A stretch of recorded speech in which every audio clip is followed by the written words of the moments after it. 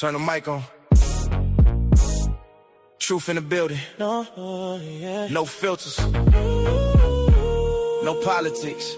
No apologies. Dr. Ken, let's go. We don't quit till the whole thing shake. Truth hit hard, make the whole world wait. Real talk loud when the system fade. Stay tall, even when the whole ground break. No fear, no foe, no retreat. Pressure make diamonds when the fire meet heat. All gas, no brakes. When the truth don't speak, Dr. Ken in the booth. Truth don't sleep. Came from the bottom where survival was a law. Learn real quick what respect really costs.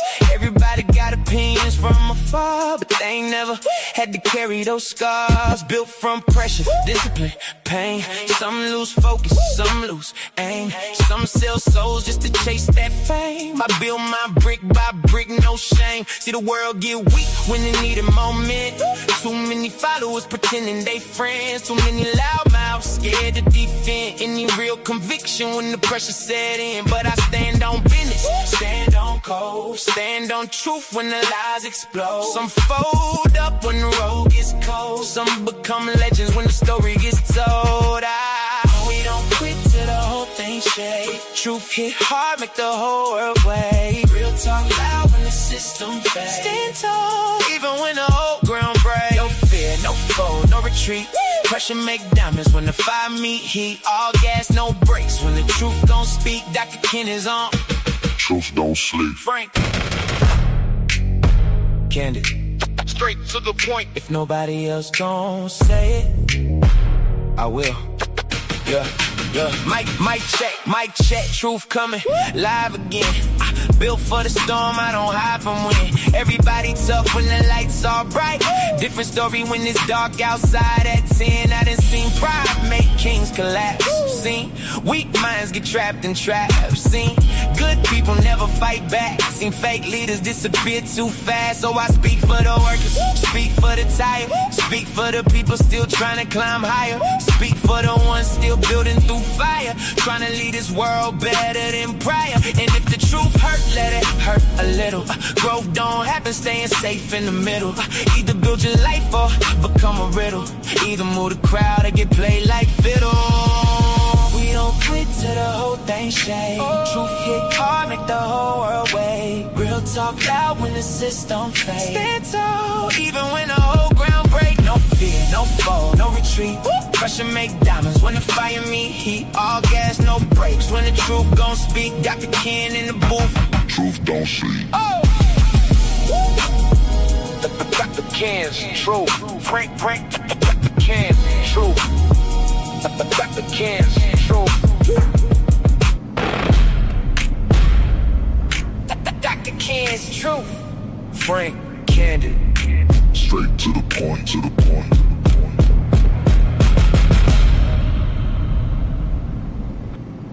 Well, good evening, everybody. How's it going? How's everybody doing? It's great to be back. No more rain, no more nonsense, no more flooding, no more drama. So, want to see who's all in the chat, what's going on, who's doing what. Hey, what's up, Quanda? Study hall is in full effect. The monitor's here. Yes, Quanda, it is Pop-Off Friday. It's one of them days. Hey, what's up, SE? What's going on? See who all up in here. SE is here. Curly Q. She said it's been busy this week. Her first time being able to participate in anyone's chat. You should be participating in my chat and Sherwin's chat. That's it. There are no more chats. There's nothing else on YouTube, right? Okay, I'm just talking crazy. Hey, what's up to my LinkedIn friends? Good to talk to you. Todd, afternoon, special guest appearance Friday. Glad I checked. Stop what I was doing to watch. Yeah, I thought I'd make a Friday, just jump in, making up for being absent. I put one in, I put a notice in for Thursday. I most certainly did. I put it on LinkedIn, but my bad. What's up, Willie? Hey, what's going on? Curly Q say, oh, those chats I was referring to. Those were the chats. Okay, good. What's up, Sincere? Guess who guided who in the house?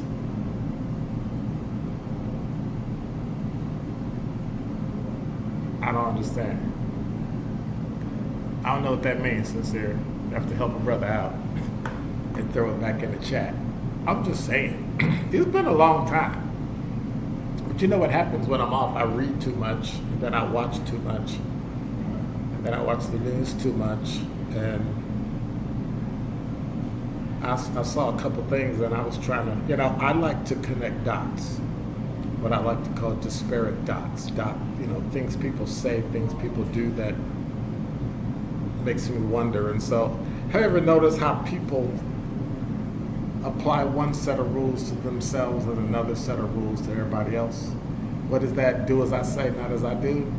Rules for thee and not for me. But that's not new. In fact, it's probably one of the oldest habits we have in human history. Now, when you think about language, certain groups use words among themselves like we do as black people, and it's considered off limits to outsiders. Black people use the N-word among themselves, but object to it when other people use it because it's supposed to have a different meaning, even though they have no idea what's in the person's heart, maybe their mind. Women jokingly use the B word with each other, and they would find it offensive coming from a man. But whether you agree or disagree, people often create different standards based on who's talking, who's speaking, who's there, not just what's being said. And so some people discuss, let me think, something controversial. This is the truth, right? Well, this is Dr. Ken's truth. Anyway, a lot of people discuss slavery as though it existed in one place at one time, committed by one group of people in America, whites putting blacks in slavery, and some black people had slaves too. The truth is really, really, really more complicated than that, as everything is when we talk about language. Slavery existed in Africa, Europe, Asia, the Middle East, and here in America. African kingdoms participated in slave trade. Go watch the movie The Woman King with Viola Davis. European nations had the slave trade. England, Arab slave traders participated in slave trade. Human beings have been exploiting each other for millennia. Now, let me say this. That doesn't exclude nor excuse American slavery. It doesn't minimize its brutality against black people. But if we're going to have an honest conversation, if we're going to be truthful, we should be willing to look at the entire picture, not just the parts that support our narrative. Let's look at today. When a white person kills a black person, everybody becomes emotional. Everybody, emotions run high, and everybody screams and hollers, "Oh my God." People demand answers. They want an investigation. Community speaks. Media coverage is all over the place. And what happens when a white person is killed by a black person? The emotions run high. Families grieve. People run all over the place. Media, community, all that. Everybody wants justice. We want answers. But the reality is, every innocent victim deserves justice. Doesn't matter who did it. Every family deserves answers. Doesn't matter whose it is. And every loss of life, no matter who it is, no matter what they did, it matters.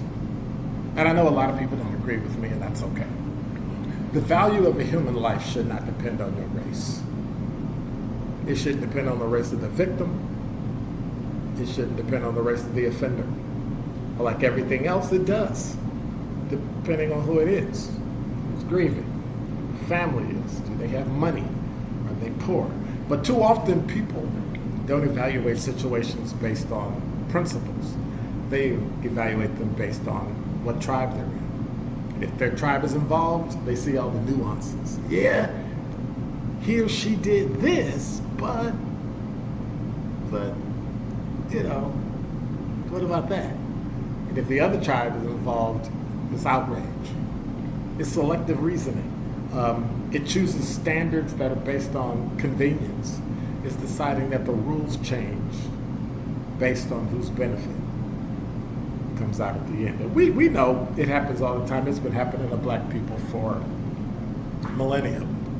If you kill my son, I want to see the full force of the justice system crush you, right?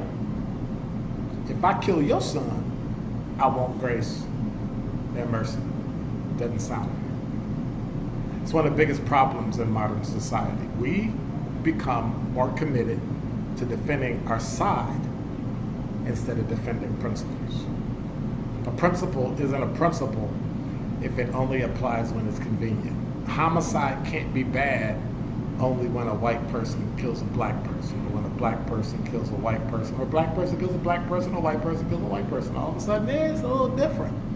Everybody wants to know the circumstances at that point. A value isn't a value if it's based on who is involved. Justice isn't justice if it depends on whose name is in the headline either. Does it? We have a judge now who seems to think that because she's a judge, she should be treated differently, and we should overturn her case. Well, you can only overturn a case on a technicality, something the prosecution or the defense did, or the judge that materially changes that case.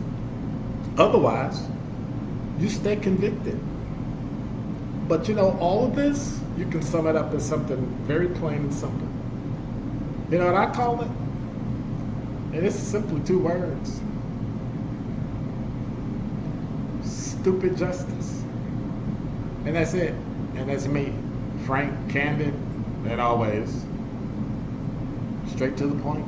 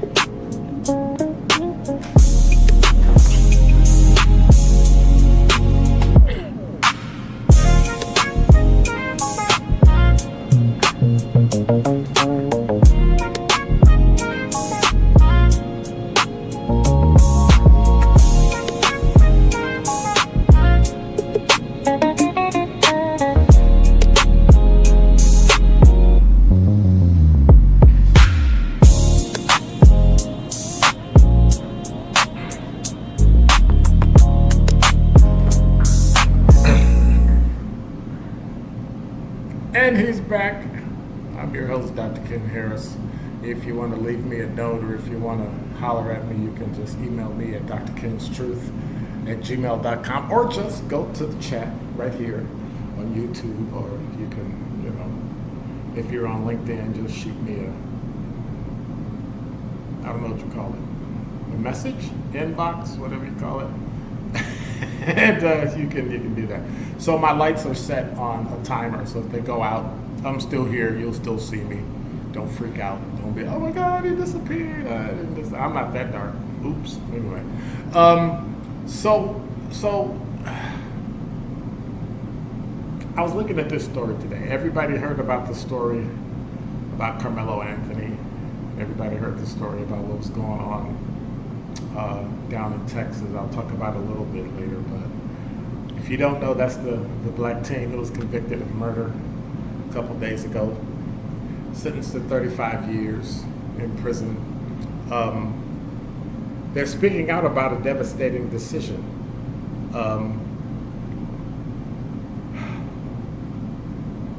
But I'm the same way that I was when I did my open. I recognize when I am partaking in stupid logic.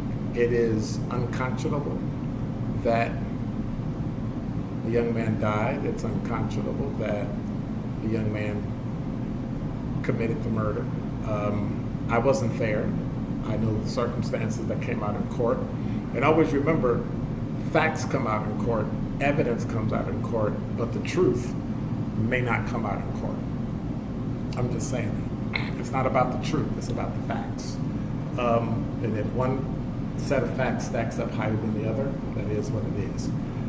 There's a story on TheRoot.com that talks about that. talks about many black Americans are wrapping their arms around Carmelo Anthony, the 17-year-old convicted of murdering a white teen at a high school track meet in Texas. As his parents prepare to appeal this conviction, he got 35 years in prison.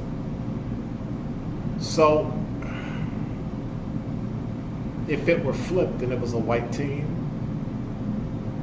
it's not. But I'm just doing the logic. If it's a white teen that was, we have a white teen that was killed by a black teen. But if it was a black teen killed by a white teen, would the outrage be the same?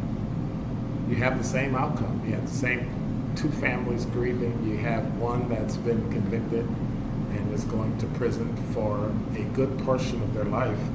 He'll be out of jail when he's 52, unless he gets out for good behavior, if they have it there. I don't know if they have in Texas. But we can't complain when the system doesn't seemingly work for us, and then rejoice when it does. You can, but is that equity?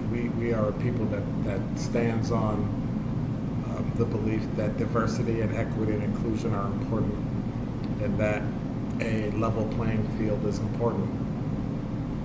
And like everybody, we respond the way every other family responds. Now, the father of the killed teen made some statements that were on a podcast that were out of order. I'm not going to even say what the podcast was, but he said some things that were out of order and talked about, watermelon and all sorts of, derogatory things, as if his words were going to hurt someone or make someone like shrivel up into a prune and die.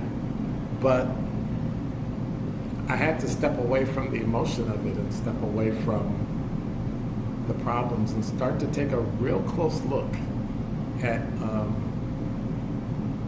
the justice system. We keep saying the justice system doesn't work when it doesn't work the way we want it to.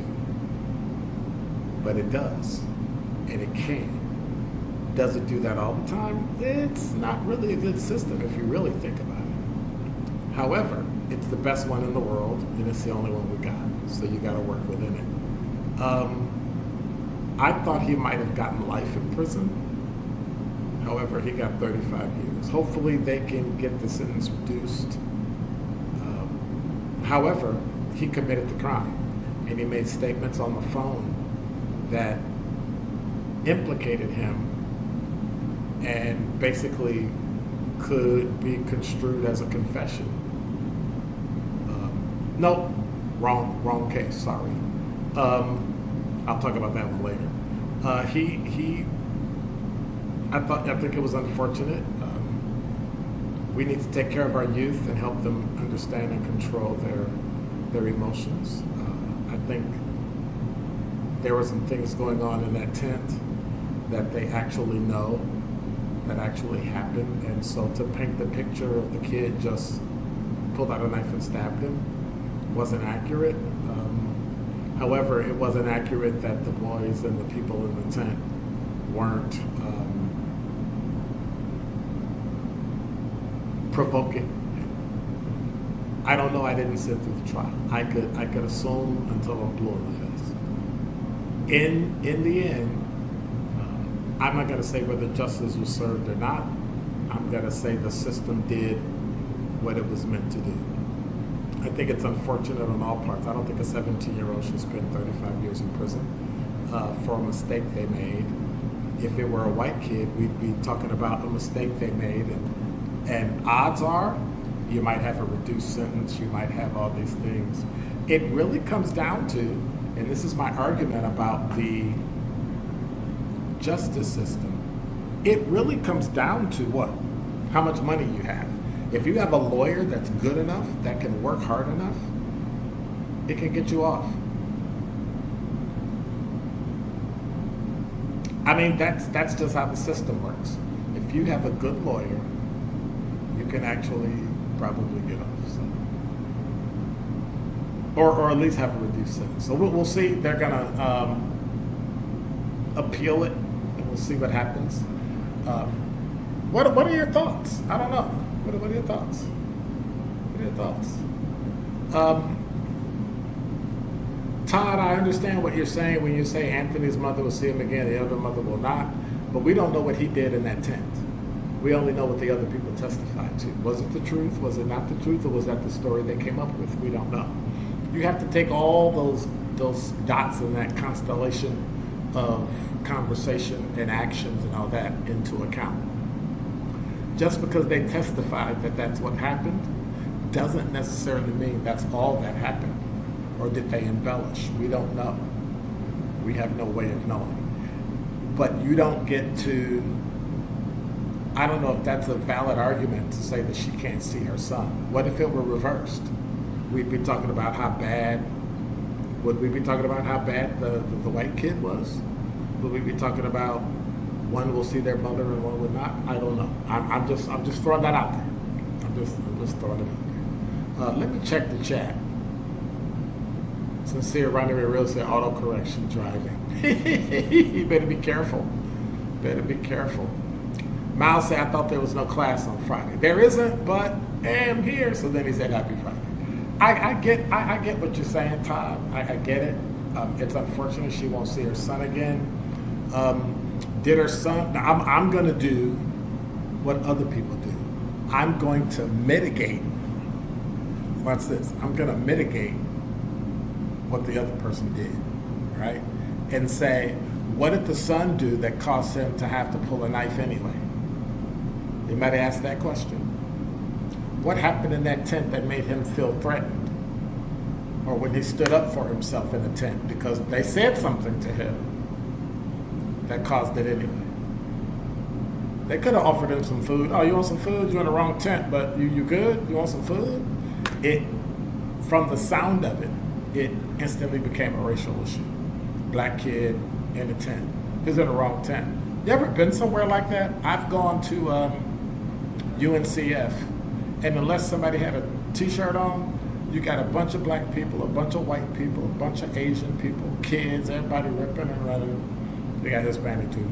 And everybody ripping and running around. And I've gone in tents, sat down and realized I was in the wrong, like this is the wrong one. Because they all look alike. They all look alike. I think it was a mistake and it got out of hand, and you had juveniles and you had unfettered emotions, and people get stupid. And people do stupid things. And it is so unfortunate for both families, but we have to live with it. And life happens. I think everyone, black and white, should learn from this. Don't get mad at that man for screaming and hollering and saying things because he's emotional and that was his child. And he lost his child. Give people room to grieve. Give people some grace. Even if your family member is a perpetrator.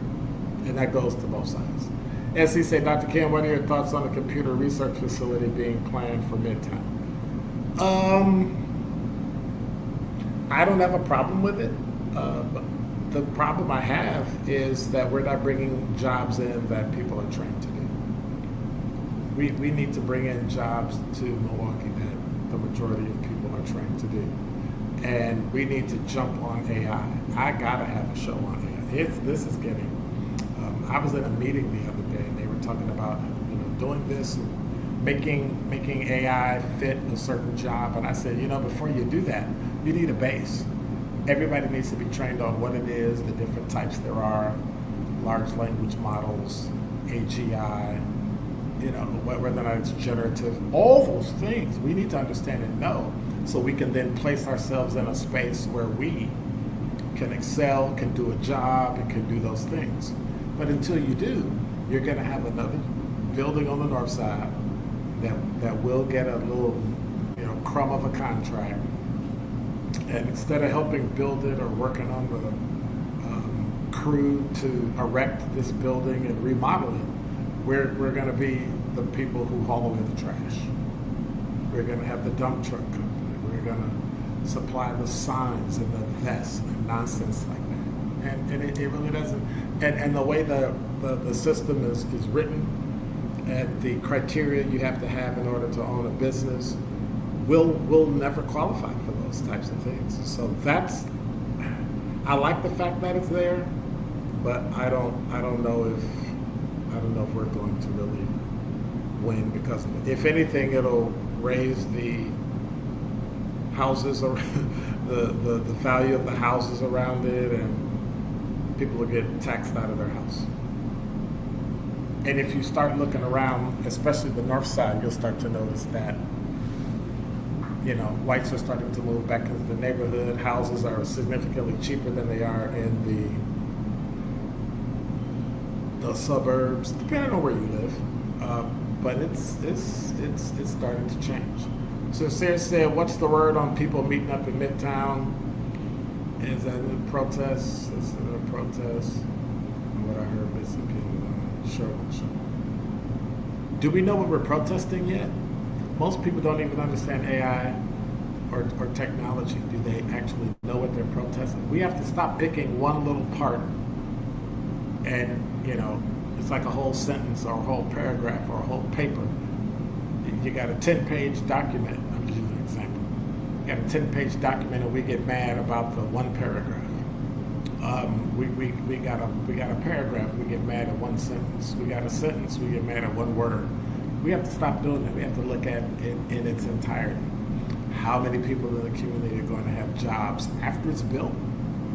But then you got to ask yourself how many people are qualified. Car companies only build plants where people have the technological training to be able to put together a car, because cars are just giant computers now. If you don't know how to fix them or you don't know how to repair them, you're going to be hurting, for a job if that's your field. So we have to be careful. Got any more questions? Make sure you throw them in the chat. But it's just unfortunate, this whole Carmelo Anthony issue down in Frisco, Texas. And I was in that town. Was I in that town the week it happened? I'm trying to remember. I was in Frisco either right before. Well, that won't come out right. Before, during, or after. It was close to the time it happened. So I just found that interesting. SC said, I was there this week and it was primarily outsiders protesting, hoping a bigger turnout from actual people from the neighborhood next week. So SC, I need you to help me. What are we complaining about? I don't understand what it is we're complaining about. And I have to look into the issue. But I'm not going to complain because somebody's complaining because somebody went out there and complained. Democrats are complaining, so we're going to complain. Oh, I'm a Democrat, I'm going to go complain. The Republicans are complaining. See, there goes the line. Republicans are complaining, so we got to go. We really don't. We really don't have to go. You can go, but I'm not really going to go. You see, there go the lights. I don't know what I'm arguing about. I don't know what I'm complaining about. What's the good and what's the bad about this particular thing? And until we look at it, we're really not going to know exactly what it is that we're complaining about. We're really not going to know what the good and the bad is about it. So what do we do? I don't understand. So help a brother out and tell me what it is. Help me out and tell me what is it that we're fighting against. So I'm going to go read.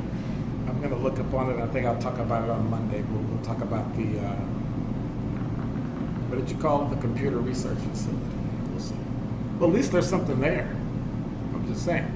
SC said the outsiders don't want the data center because in order to get the library and housing, the data center has to be built. It's a package deal. Data center will only be 19,000 square feet.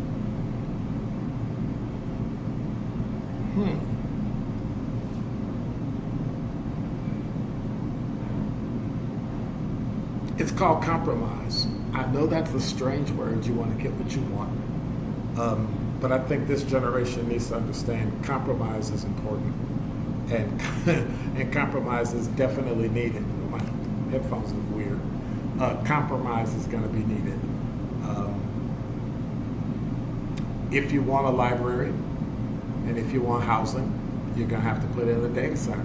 Okay. That's just how life goes. Give and take. We don't see a lot of that. We see a lot of all Republicans doing what they want to do and running roughshod over people, and all Democrats doing what they're doing and running roughshod. That is why I always say you should never have the same party in power at all levels of government. They shouldn't have the legislative branch and the executive. This is the nonsense you get. At least this is a compromise. Todd said not long ago this would have been a fist fight. Yeah, probably would. Essie said, that's where I am, Dr. King, compromise. We need development, so we need to start somewhere. Well, be careful with development. Remember, I got that book that we're going to be talking about on the last Thursday of the month about development and how it really works, and how development and when we talk about development, it raises the cost of those houses that are around there, and if those people can't afford it, they end up selling or moving out. The risk through the bonds and TIFs and all that is transferred to residents. So long after it's built and that person's making money on the development, the people that live in the neighborhood are paying back the money that was used to build it. And I think that's unconscionable. Developer gets free money from this city. They build it, build out infrastructure and all that. And then that amount of money that needs to be paid back, taxes paid back.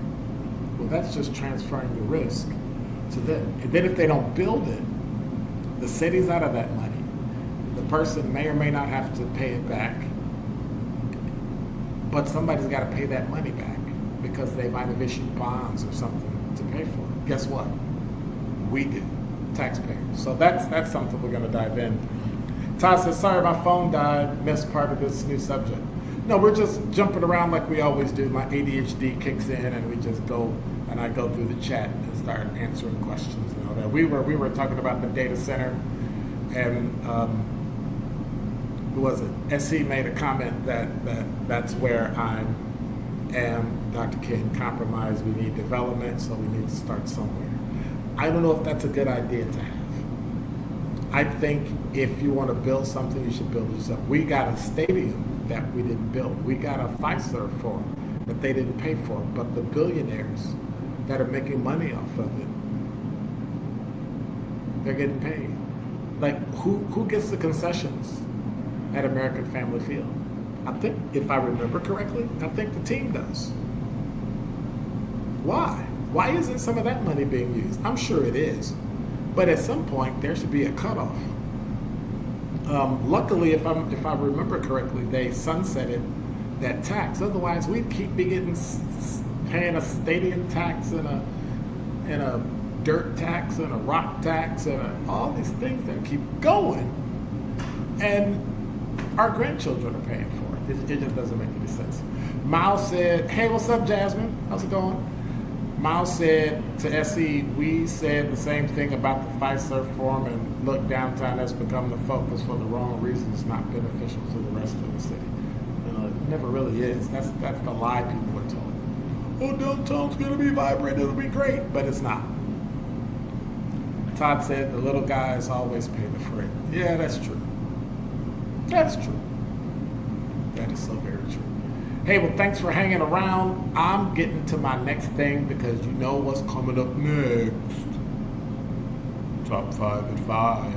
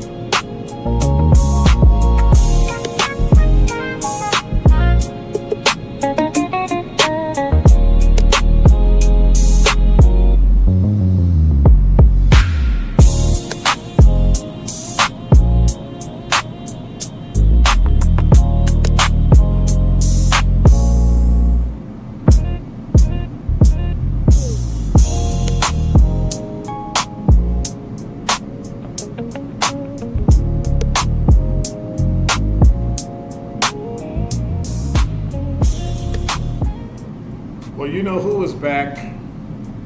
Dr. Ken's Truth. I want to say thank you for being here. Thanks for hanging out. Thanks for, my finger slipped. Thanks for hanging out. Thanks for being here. Let me see. So many things are going on today, but the first thing I got to check in on. Number 5. Is the weather. It's been pretty nice. Rain for a couple days, and now it's Friday, so I thought I'd jump in because I ain't been on in a minute. And it's 82 degrees. The high today was supposed to be 81. Oops, we eclipsed that. Low tonight is going to be 65. It'll be 80s until about 7 o'clock, and then it'll start dipping down. 10 o'clock will be about 71 degrees, and then it'll slide overnight to about 65. Zero chance of rain. That's the only thing I wanted to hear. It is the only thing that I wanted to see. I'm just saying.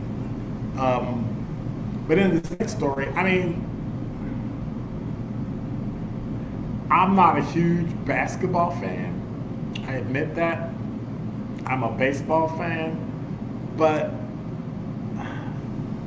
my question, and my screen just froze. Uh-oh. My screen literally just froze on my computer. And I can't go through the stories. Yes, I can, because I got a phone right here. Because I just adapt and overcome. This is weird. I mean, it's frozen. It is frozen.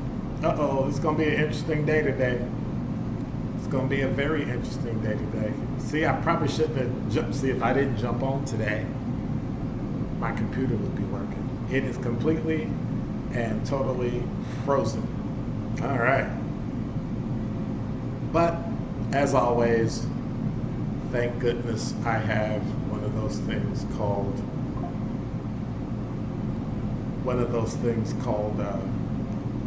a cell phone. So I can just jump in and look at my stories here. At least I hit the number 5. I don't really understand what's going on. Well, this is my number 4. Am I back? Okay, I'm back. All right. That's a little better. Let's do this. Number 4. All right.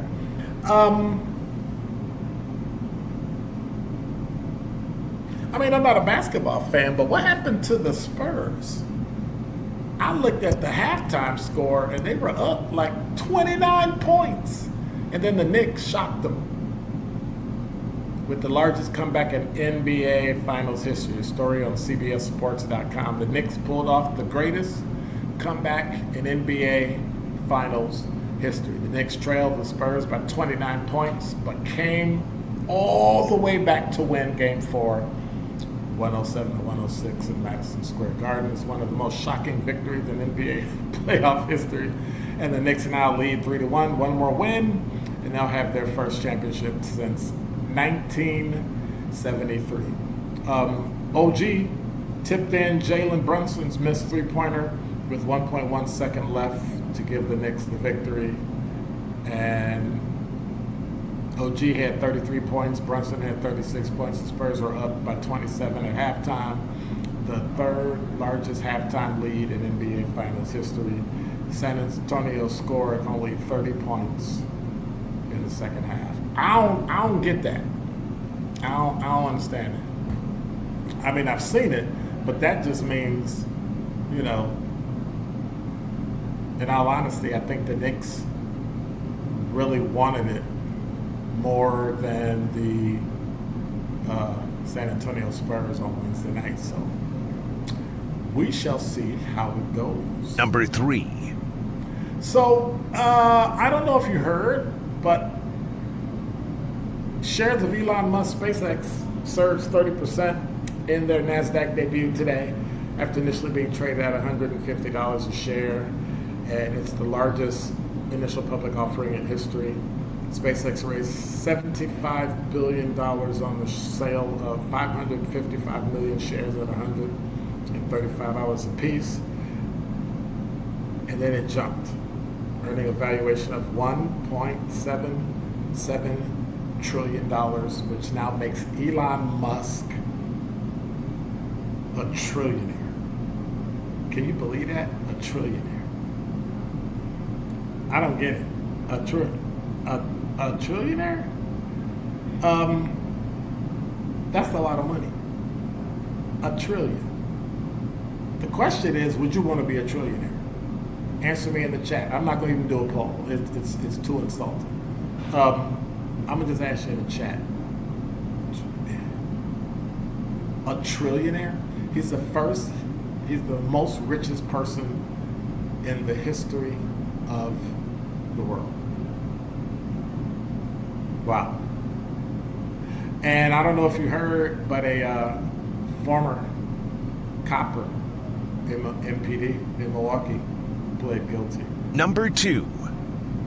NPD officer pled guilty. He's the one that misused the flock system where you can look up plates and see where people are. Milwaukee police officer who has now resigned from the department pleaded. That's weird. Sometimes when you pop up a website, their videos roll. Anyway, Milwaukee police officer who's now resigned from the department pleaded guilty to misconduct in public office. Josue, Josue. Ayala, 34, searched the license plate for a former girlfriend and their ex 179 times last spring. Sentencing is set for July 13th. Criminal complaint against him said during the time frame that Officer Ayala conducted the searches on his license plate, he was on duty working for the City of Milwaukee Police Department. The two found out about the misconduct after one of them searched the license plate on a website called Have I Been Flocked, which takes publicly available data from departments to allow users to search their plates. And as part of a negotiated issuance of charges, he agreed to resign from the department. Prosecutors say they will only recommend, this is from WISN.com, by the way. Prosecutors say they will only recommend a fine as a penalty at sentencing. Assistant District Attorney Matthew Torbenson said in court on yesterday. New court records show the judge granted a temporary restraining order against him by the two people who appear to be victims. One, in an application for a restraining order, says the searches done between March and May of 2025 were long after they ended their relationship. Interesting. And of course, my top story today, I was always talking about moving, but I guess Texas is not one of those places. Number 1. Many black Americans are wrapping their arms around Carmelo Anthony, this black 17-year-old who was convicted of murdering a white teen at a high school track meet in Texas. This is from TheRoot.com. His parents prepared to appeal this conviction and his 35-year prison sentence. His parents are sharing the story of the son they knew and loved. And the story goes on to talk about who he was and how he was growing up. His father, Andrew Anthony, describes the situation as a nightmare, saying that the idea that their son was convicted and sentenced does not feel real. They say that he's a wonderful son and a wonderful student.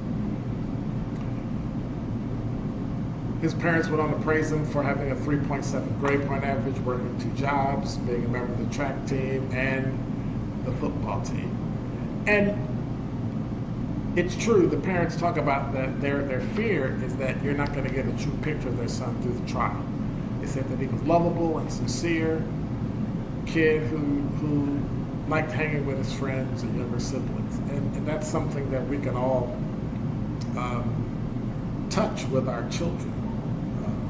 Unfortunately, if we don't teach our children emotional control, unfortunately, these are the types of things that can happen.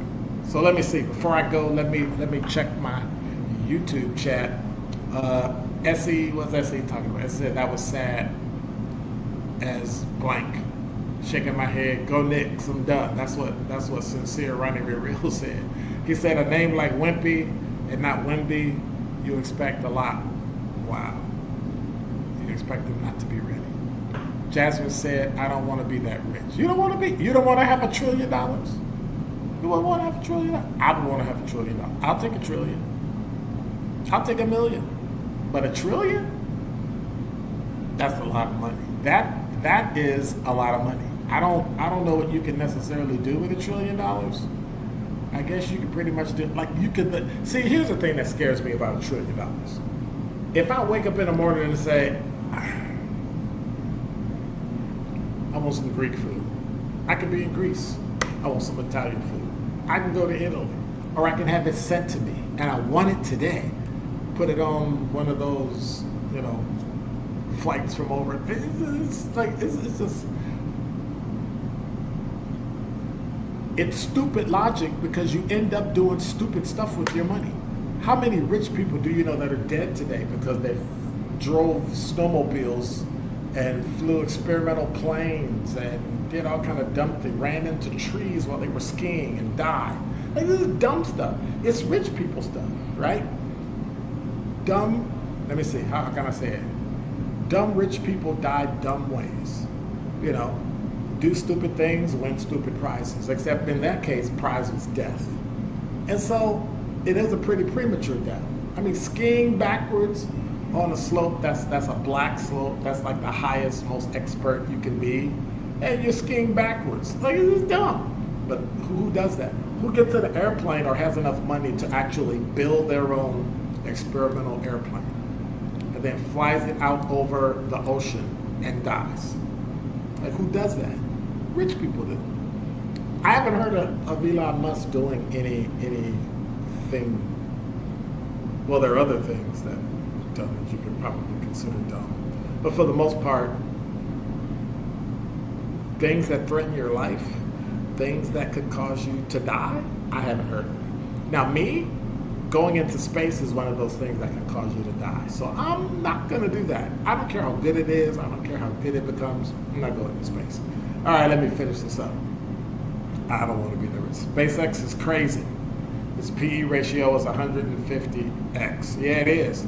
And when it falls, OMG, it's going to fall. Sincere said, yeah, I would love to help shape and mold my people as much as I can allow. I wouldn't. If I was a trillionaire, I would not help black people. I would train black people so they could become trillionaires too. For me, there's a difference. I'm going to help because there's always someone who needs help. I got that. I'm not talking about it in that way, just giving away money and buying stuff for people and letting people live off this. No. If you want to go to medical school, if you want to go to college, if you want to go to high school, but you don't want to go to that one, and you want to go to this one that's a private school or something, that I would do. Feed the homeless, things like that. Build housing people can afford. Okay. But I'm not just giving you money. Oh, you can just have this money, just take it and just do what you want. Because you know what's going to happen, right? You'll be like every other lottery winner in the world. On average, 5 years after you get your money, it's gone. You're broke. What does that even mean? That means that you don't know how to control money. Remember we talked about that a couple of weeks ago. If you don't know how to spend money and you're spending money like you did when you're a teenager, and when you're 20 years old, you're going to be spending it like that at 40, 50, or 60, and you will be broke. I'm just saying. Jasmine said, nah. LT said, hey, what's up, LT? LT said, it seems rich people die out of boredom. By that I mean they can't find normal stuff to do. They seek thrills and activities and drugs. Yep. That is exactly what would Sincere do. Anyway, what would you do? What would you do? I mean, I get wanting to shape and mold your people. I get it. I get it, wanting to help black people and help our community and be an anchor. But to what extent? I want you to be self-reliant. I want you to be able to ask for help and give help, not just constantly take. We create what's called a permanent underclass of always poor people because they may not know what to do with their money. You know, the Bible says the poor will be with us always. And while I understand that, because situations and circumstances dictate how we live. But at some point, when you know better, you do better. And that's what I want to do. I want to teach people better. So I hope that helps. I'm just saying. Can't believe you said that, Sincere. I just pick on Sincere because he's here. You know, it's just fun to do that. I mean, sorry, but it's just fun to do that. I like to harass him. All right, so let me check all my comments and make sure I said hello to everybody in here. Let me see. Kwanda is here. SE. Thank y'all. Let your friends know we're here Monday through Thursday. Hey, what's up, Curly Q? Todd, as always. Willie. Sincere. Ronnie Ray Real. That's a long name. Mao the Elephant. I don't know what that means. I don't know what that means. Did I say SE? If I didn't, hey, what's up, SE? Again. Let's see. Jasmine. Hey. And I think I saw LT in here towards the end. Yep. So, hey, thank you. Elon is a trillionaire. Yes, he is. Well, let me see what that emoji said. Are you upset about that? Are you upset? He worked for it. He worked for it. He started businesses. He built them, and it's his money. Why would you get mad at him? Why take his money when you can go out and make your own? Don't covet his. Make your own. You know what I'm saying? Go out and build your dynasty and make sure you have it for your children and your grandchildren. That's just me. Don't get mad at me, but that's what I would do. Hey, I want to say thanks for hanging out. I appreciate each and every one of you. I will see you on Monday. I'm going to try to do Monday. Monday's going to be tough because I'll be traveling. And Tuesday I'll be traveling. And Wednesday I'll be traveling. So guess what? I might be on early. You may have to go back and watch it. Okay? I might be on early in the morning, maybe on the evening. Whatever way, you'll get a notice if you just go to YouTube and click the notification bell, and you can follow. And when I put up my post that I'm going to be on, it'll notify you. Got it? All right. Hey, God bless. Take care. Have a great day, a great weekend. It's supposed to be really, really beautiful. Quiet. Look at here. Hey, deuces. God bless. Take care. Good seeing each and every one of you. If you want to hang out in the chat afterwards, I'll jump on YouTube. I think I can. We'll see. Hey, I'm out.